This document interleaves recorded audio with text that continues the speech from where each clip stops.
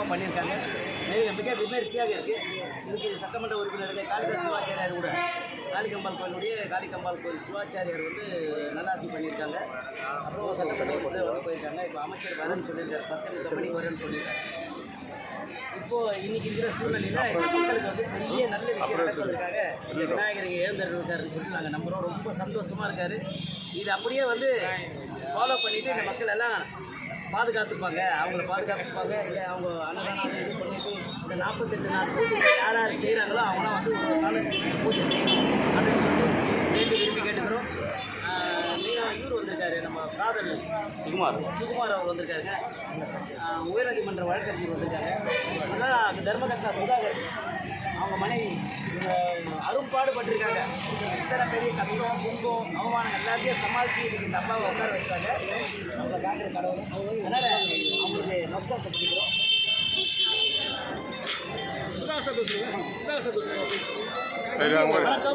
சுகுமார் பேசுகிறேன், நடிகர். கும்ப தரிசனம் கோடி சொல்லுவாங்க. பிராப்தம் இது வந்து எல்லாருக்குமே இந்த விழாவை காண்கிற ஒரு பாக்கியம் கிடைக்காது. அந்த மாதிரி ஒரு சிறப்பான ஒரு நிகழ்வை வந்து கடவுள் தான் அருள்மிகு சிவசக்தி விநாயகர் ஆலயத்துடைய இந்த கும்பாபிஷேகத்தை வச்சு தான் நான் காமிக்கிறேன். அதே மாதிரி இந்த பூரிக்க சட்டமன்ற தொகுதியுடைய சட்டமன்ற உறுப்பினர் நாயகம் கவி அவர்கள் அண்ணன் அவர்களும் எங்களோட கலந்துக்கிட்டாரு. உயர்நீதிமன்ற வக்கீல் சசிகுமார் சார் எங்களோட கலந்துருக்குது.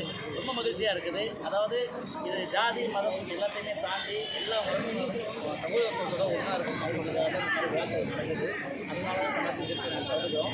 எல்லா மக்களும் வந்து இந்த ஆலயத்தில் வந்து தரிசனம் பண்ணி இந்த சுதாகர் சார் தான் தர்மகர்த்தா. நம்ம தேவி சுதாகர் அவங்களுடைய பொது முயற்சிக்கு பிறகு இவனுடைய அருளால் தான்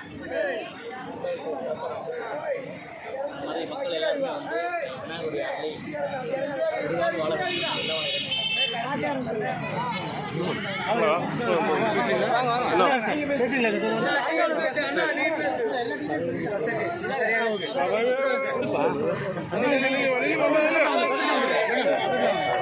மைக்கு போடலையா?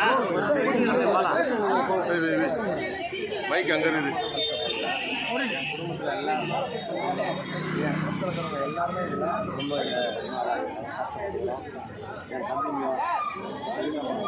எல்லாருமே என் தம்பி தான்.